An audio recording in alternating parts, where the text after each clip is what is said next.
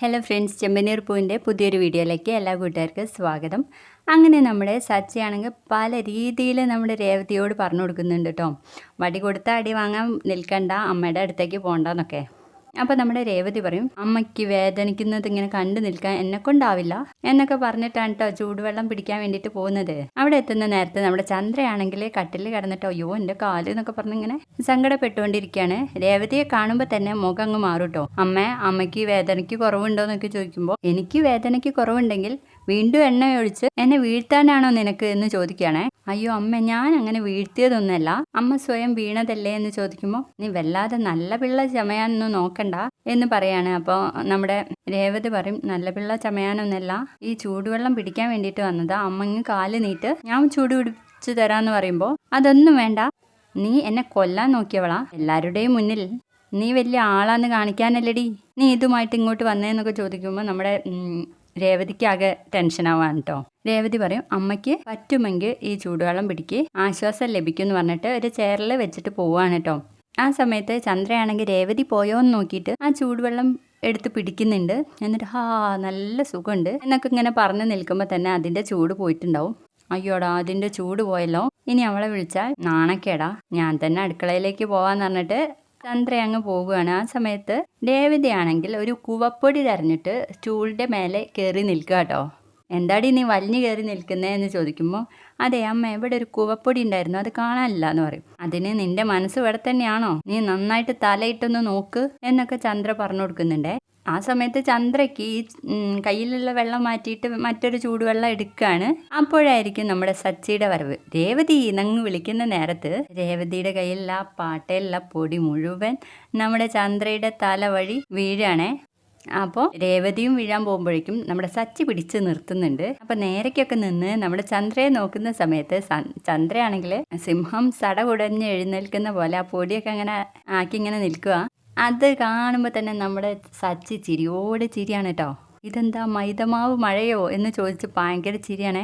അപ്പോൾ സച്ചി ഏട്ടാ എൻ്റെ ദൈവമേ എന്നുള്ള രീതിയിലാണ് കേട്ടോ നമ്മുടെ രേവതി നിൽക്കുന്നത്, നെഞ്ഞത്തൊക്കെ കൈ വെച്ചിട്ട്. സച്ചി അത് പറയുന്നതും കേട്ട് ദേഷ്യത്തോടെ പോവുകയാണ് നമ്മുടെ ചന്ദ്ര. അങ്ങനെ ഹാളിൽ എത്തിയിട്ടുണ്ടാവും കേട്ടോ ചന്ദ്ര. ആ സമയത്തായിരിക്കും സുധി ഫോണിൽ ഓരോന്ന് പറഞ്ഞിട്ട് വരുന്നതേ.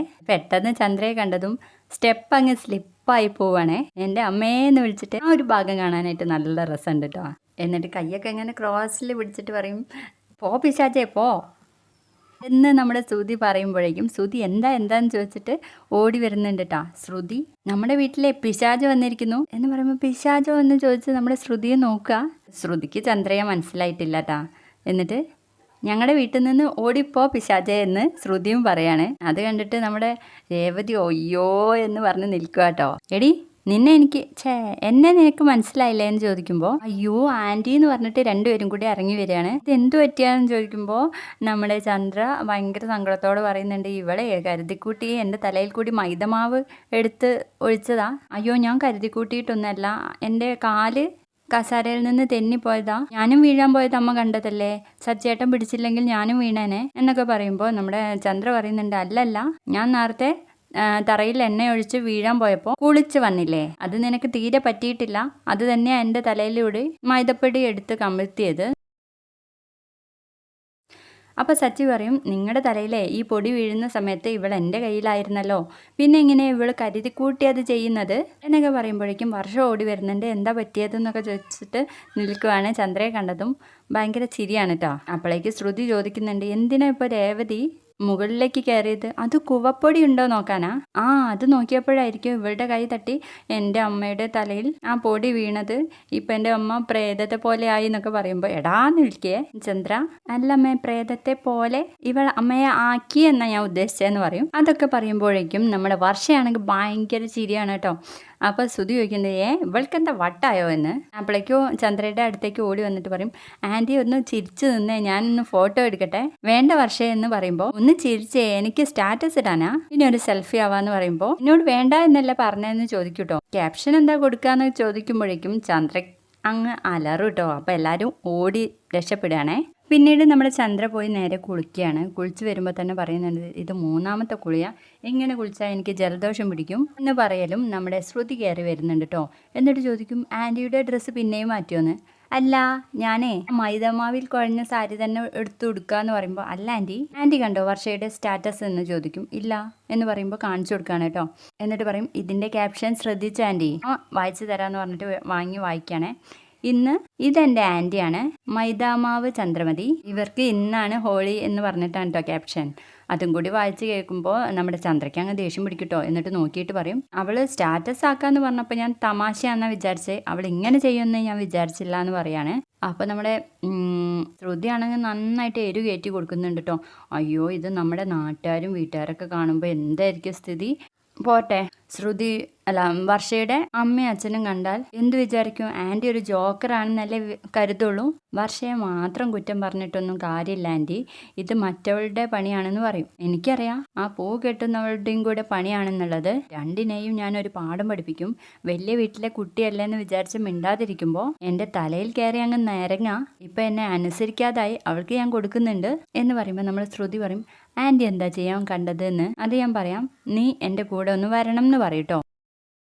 അപ്പോൾ നമ്മുടെ ശ്രുതി ചോദിക്കുന്നുണ്ട് എങ്ങോട്ടാ ആൻറ്റി എന്ന്. നീ എങ്ങോട്ടാ അറിഞ്ഞെങ്കിൽ എൻ്റെ കൂടെ വരത്തുള്ളൂ, നീയും എന്നെ അനുസരിക്കാതായെന്നൊക്കെ ചോദിക്കുമ്പോൾ നമ്മുടെ ശ്രുതി പറഞ്ഞു കൊടുക്കുന്നുണ്ട്, അയ്യോ ആൻറ്റിയോടുള്ള സ്നേഹവും ബഹുമാനമൊക്കെ എനിക്ക് എപ്പോഴും ഉണ്ടാവും. ബാ ആൻറ്റി നമുക്ക് റെഡി ആവാമെന്ന് പറഞ്ഞിട്ട് വലിയ കാര്യത്തിൽ കൂട്ടിയിട്ട് പോവാണ്. നേരെ പോകുന്നത് ഭാനുവിൻ്റെ വീട്ടിലേക്കാണ് കേട്ടോ. അവിടെ എത്തുമ്പോൾ നമ്മുടെ ചന്ദ്ര ദേഷ്യത്തോടെ ആ സോഫയിൽ ഇരിക്കുന്നുണ്ട്. അത് കാണുമ്പോൾ ഭാനു ചോദിക്കും എന്ത് പറ്റിയതാന്ന്. പറ്റാനൊരു കാരണമേ ഉള്ളൂ. ആരാ രേവതിയാണോ എന്ന് ചോദിക്കുമ്പോൾ രേവതി ഇത് മുന്നേ തുടങ്ങിയതല്ലേ, ഇപ്പോൾ വർഷയാണ് പ്രശ്നം എന്ന് പറയും. അപ്പോൾ തന്നെ നമ്മുടെ ചന്ദ്രമതി പറയും, എന്താ അവളുടെ ഒരു ആട്ടം, അഹങ്കാരി. കെട്ടുന്നവളുടെ കൂടെ ചേർന്ന് അവളും കൂടി ആടാൻ തുടങ്ങി. ഞാൻ വെറുതെ വിടില്ല. ഈ ശ്രുതി മാത്രമേ ഇപ്പം എന്നെ അമ്മായിയമ്മയുടെ സ്ഥാനത്ത് കാണുന്നുള്ളൂ എന്ന് പറയുമ്പോൾ നമ്മുടെ ശ്രുതി നല്ല സോപ്പിംഗാണ് കേട്ടോ. അയ്യോ അമ്മായിയമ്മയുടെ സ്ഥാനത്തൊന്നല്ല, എൻ്റെ സ്വന്തം അമ്മയുടെ സ്ഥാനത്താന്നൊക്കെ പറയാണ്. അപ്പോൾ ഭാനു ചോദിക്കും, നീ ഇപ്പം ഇനി എന്താ ചെയ്യാൻ കണ്ടതെന്ന്. അതെ, പറയേണ്ടവരോട് പറഞ്ഞാൽ അവരെ ഒതുക്കി നിർത്തിക്കോളും. ഞാൻ ഒരാളോട് ഇങ്ങോട്ടേക്ക് വരാൻ വേണ്ടിയിട്ട് പറഞ്ഞിട്ടുണ്ടെന്ന് പറയും. അധികം താമസിയാതെ തന്നെ മഹിമ അങ്ങോട്ടേക്ക് വരികയാണ് കേട്ടോ. എന്താ ചന്ദ്രമതി എന്നെ കാണണമെന്ന് പറഞ്ഞതെന്ന് ചോദിക്കുമ്പോൾ ഒരു കാര്യം പറയാനുണ്ട്, മകളെ പറ്റിയാണ്. ഇങ്ങനെയാണോ മക്കളെ കെട്ടിച്ചു വിട്ട വീട്ടിൽ അമ്മായിയമ്മയോടും ഭർത്താവിനോടൊക്കെ പെരുമാറാൻ നിങ്ങൾ പഠിപ്പിച്ചതെന്ന് ചോദിക്കുകയാണ്. എന്തു പറ്റി, എന്താണെന്ന് പറ ചന്ദ്രമതി എന്നൊക്കെ പറയുമ്പോൾ നമ്മുടെ ശ്രുതി പറയുന്നുണ്ട്, പ്രശ്നം ആൻറ്റിയുടെ ഫോൺ എടുത്ത് നോക്ക്, വർഷയുടെ സ്റ്റാറ്റസ് ഒന്ന് നോക്കിക്കേ, അത് കണ്ടാൽ അറിയാലോ എന്നൊക്കെ പറയുമ്പോൾ മഹിമ എടുത്ത് നോക്കുകയാണ് കേട്ടോ.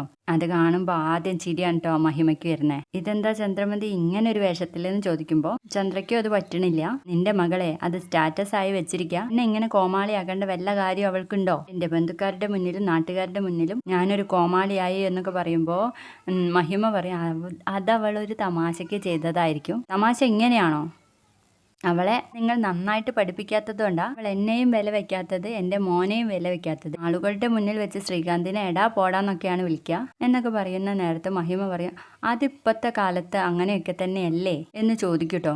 അപ്പോൾ ചന്ദ്രമതി പറയുന്നുണ്ട്, നിങ്ങൾ ഇത് പറഞ്ഞ് മനസ്സിലാക്കി കൊടുക്കണം മോളോട്, ഇനി ഇങ്ങനെ ഉണ്ടാവാൻ പാടില്ല എന്നുള്ളത് എന്ന് പറയുമ്പോൾ മഹിമ പറയും, അയ്യോ നിങ്ങളോട് എൻ്റെ മകൾ പറയുന്നത് പോലെ തന്നെയാ ഞാൻ അവളോട് പറയുമ്പോഴും എന്നോടും പറയുന്നത്, അതുകൊണ്ട് ഞാൻ അവളോട് പറയാനില്ലേ, നിങ്ങൾ വേണമെങ്കിൽ ശ്രീകാന്തിനെ വെച്ച് പറഞ്ഞോളൂ എന്നൊക്കെ പറയുമ്പോൾ നമ്മുടെ ചന്ദ്ര ആകെ അന്തം വിട്ട് പോവാണ് കേട്ടോ. അതെ ചന്ദ്രമതി എനിക്ക് പോയിട്ട് ഒരു കാര്യം ഉണ്ടെന്ന് പറഞ്ഞിട്ട് മഹിമ പെട്ടെന്ന് തന്നെ അവിടുന്ന് പോവും. എന്നിട്ട് കാറിൻ്റെ അടുത്തുനിന്ന് ഓർക്കുന്നുണ്ട്, എൻ്റെ മോളെ ഇവിടുന്ന് കൂട്ടിക്കൊണ്ടു പോകാനുള്ള ശ്രമത്തിലാണ് ഞാൻ, അതിന് പറ്റിയ കാര്യങ്ങൾ നിങ്ങൾ തന്നെ എനിക്ക് റെഡിയാക്കി തരുന്നുണ്ട് എന്ന് പറയുമ്പോൾ ഇവരുടെ ഭർത്താവ് വിളിക്കുന്നുണ്ട് കേട്ടോ. അവരോട് ഇത് കാര്യങ്ങളൊക്കെ പറയുന്നുണ്ട്. പിന്നെ മഹിമ പോകുന്ന വഴിക്ക് നമ്മുടെ രേവതി മറ്റൊരു സ്ത്രീയായിട്ട് സംസാരിച്ച് നിൽക്കുന്നത് കാണും. അപ്പോൾ മഹിമയെ കാണുമ്പോൾ സ്വാഭാവികമായിട്ടും നമ്മുടെ രേവതി സുഖല്ല ആൻറ്റി, എത്രയായി കണ്ടിട്ട് എന്നൊക്കെ ചോദിക്കും കേട്ടോ.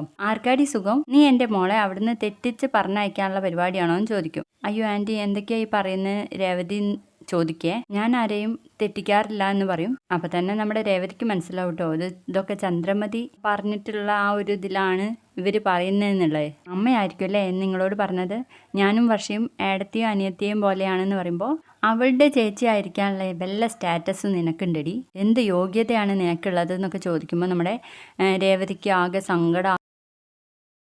എൻ്റെ സ്റ്റാറ്റസിന് എന്താ കുഴപ്പം ആൻറ്റി എന്ന് ചോദിച്ച് നിൽക്കുന്ന ഒരു അടിപൊളി ഭാഗത്തോടെ ഇന്നത്തെ എപ്പിസോഡ് തീർന്നേ. വീഡിയോ ഇഷ്ടപ്പെട്ടാൽ തീർച്ചയായും ലൈക്ക് ചെയ്തൊന്ന് സപ്പോർട്ട് ചെയ്യണേ. ബായ്.